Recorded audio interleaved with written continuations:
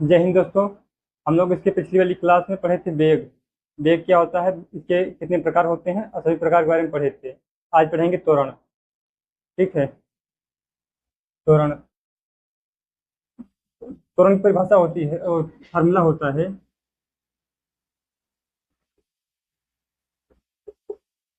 वेग में परिवर्तन। ठीक है। वेग में परिवर्तन बटा समय। अब आपको बताए थे हम कि प्रारंभिक वेग जो होता है यू से प्रदर्शित करते हैं। ये हो गया प्रारंभिक वेग। प्रारंभिक वेग। और जो अंतिम वेग होता है उसे वी से प्रदर्शित करते हैं, ऐसे।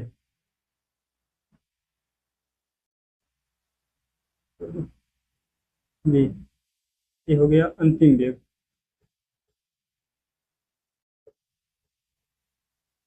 ठीक है।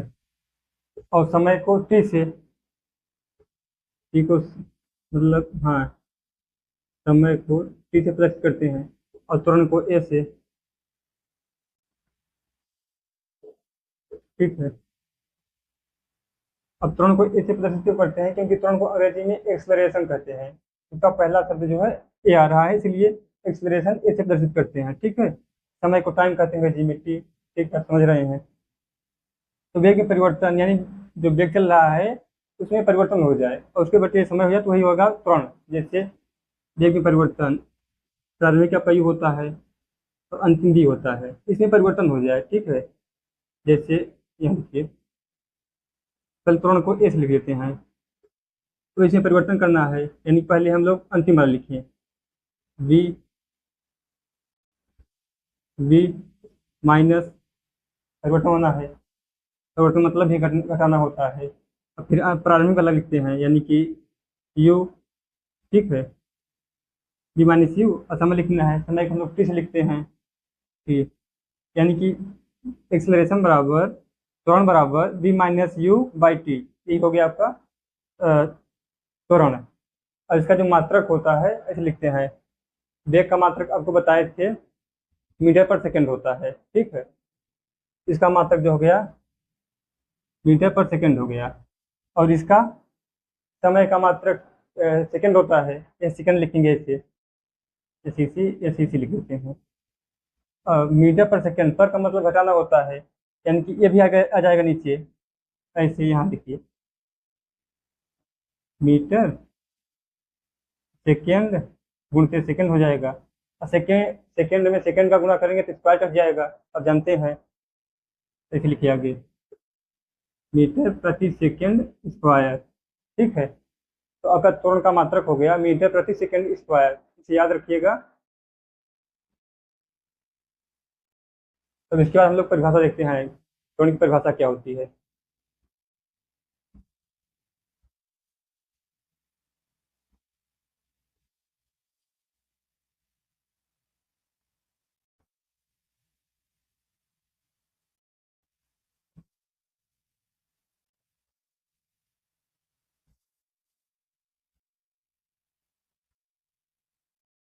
आपके फार्मूला में ही आपका परिभाषा छिपा है, इसे वेग में परिवर्तन। वेग में परिवर्तन वर्तन के दर को त्वरण कहते हैं। त्वरण आपकी सदिश राशि होगी, कैसे, क्योंकि इसमें परिमाण भी है और इससे दिशा भी चाहिए, इसलिए यह सदिश राशि होगी। ठीक है। तो आप लोग एक लाइन लिख लीजिए यहाँ, यह एक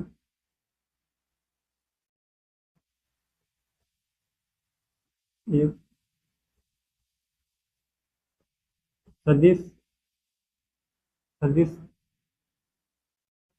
राशि है। ठीक है। और इसका मात्रक आपको बता ही दिए, मीटर प्रति सेकंड स्क्वायर होता है।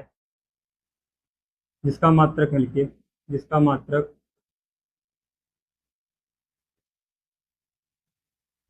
मात्रक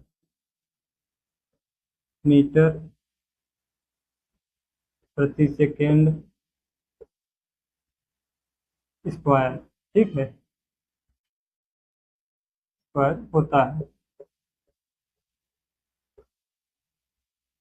वेग में परिवर्तन की दर को त्वरण कहते हैं। यह एक सदिश राशि है जिसका मात्रक मीटर प्रति सेकेंड स्क्वायर होता है। इतना लिखने के बाद इसके नीचे आप लोग फार्मूला लिख लीजिएगा, थोड़ा अच्छा लगता है और एग्जामिनर भी समझेगा कि हाँ लड़का पढ़ा लिखा है अच्छे से।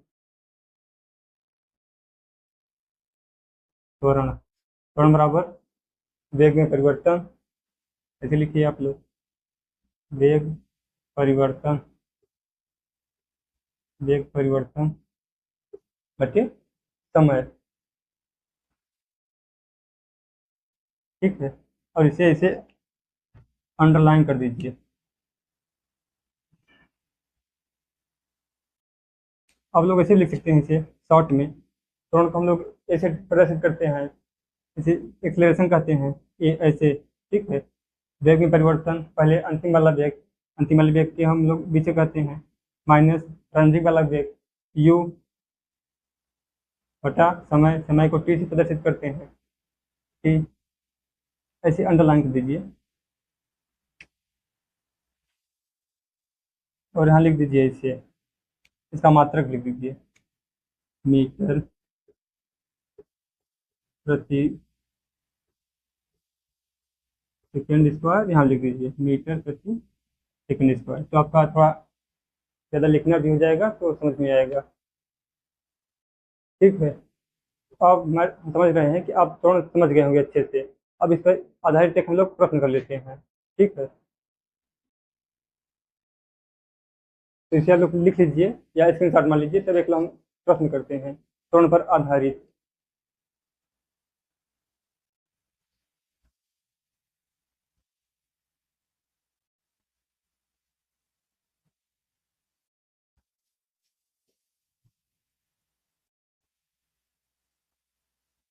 ठीक है,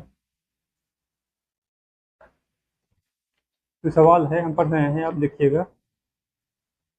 विरामावस्था से राहुल अपनी साइकिल को चलाना शुरू करता है और 30 सेकंड में 6 मीटर प्रति सेकंड का वेग प्राप्त कर लेता है। इसमें आपको त्वरण बताना है, ये पूछ रहा है, फिर से समझिएगा। विरामावस्था से राहुल अपनी साइकिल को चलाना स्टार्ट कर देता है, उसके बाद वह 30 सेकंड में 6 मीटर पर सेकंड का वेग प्राप्त कर लेता है। इसमें आपको त्वरण बताना है। सबसे पहले बात आप समझिएगा कि वह विरामावस्था चलना प्रारंभ किया है, यानी कि जब चला है तो एकदम स्थिर था, विराम था, ठीक है। तो प्रारंभ में जो चलता है, मतलब कि प्रारंभिक वेग को हम लोग यू से डिनोट करते हैं, प्रदर्शित करते हैं, तो इसे लिख लीजिएगा। क्वेश्चन हो गया, उसमें दिया है, ऐसे लिख लीजिएगा शॉर्ट में, थोड़ा अच्छा लगता है। दिया है क्या क्या क्या दिया है क्वेश्चन में ना। तो यू बराबर आपका प्रारंभिक वेग दिया है, प्रारंभिक वेग आपका एकदम जीरो दिया है, जब विराम में था, जब चलना स्टार्ट किया तो, ठीक है। यहाँ प्रारंभिक वेग आपका हुआ 0 मीटर प्रति सेकेंड, ठीक है। उसके बाद बोल रहा है राहुल अपनी साइकिल को चलाना शुरू करता है और 30 सेकेंड में, जैसे 30 सेकेंड होता है, यानी कि आपको टाइम दे दिया है यहाँ, समय, समय को हम लोग टी से डिनोट करते हैं, इसलिए टी बराबर 30 सेकेंड, ठीक है।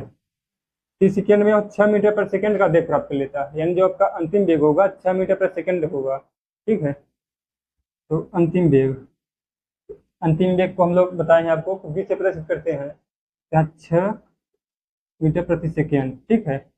उसमें आपको त्वरण बताना है, त्वरण, त्वरण, त्वरण को हम लोग ऐसे प्रदर्शित करते हैं, ऐसे, इसे क्वेश्चन मार्क मान लीजिए, तो आपको पता चलेगा इसमें दिया क्या है और पूछ क्या रहा है। इसमें आपको त्वरण बताना है। त्वरण का फॉर्मूला हम आपको बता दिए, ए बराबर v minus U by T, इसी आपको रख देना है। ए पूछ रहा है तो इसको तो निकाला ही है, बी आपको दिया है क्वेश्चन से ही, यू भी आपको दिया ही है, और टी यहाँ है, टी भी आपको दिया ही है, बस ये निकालना है। अगर आपको कैलकुलेशन आ रहा होगा तो आप कर लेंगे, ठीक है। देखिएगा यहाँ ए बराबर बी आपका हो गया 6, चिन्ह यहाँ माइनस का है, यू आपका दिया है 0, 0 हो गया, ऐसे बटे में टी आपका जो दिया है 30 सेकंड दिया है, 30 हो गया, ठीक है, तो यहाँ फिर से बराबर, यहाँ बच्चा अच्छा में से 0 हटाएंगे, 0 अच्छा आएगा, 6/30। आप इसे काटिएगा, 6×5 = 1/5, ये बराबर 1/5 मीटर प्रति सेकेंड स्क्वायर। ये आपका आंसर हो जाएगा। शायद यहाँ दिखाई नहीं दे रहा है, यहाँ देखिएगा आप, ये बराबर 1/5 मीटर प्रति सेकेंड स्क्वायर, ये आपका आंसर हो गया। तो तुरंत तुरंत पर आधारित आप लोग और प्रश्न करिएगा। ठीक है, मिलते हैं अगली वाली क्लास में, तब तक के लिए जय हिंद।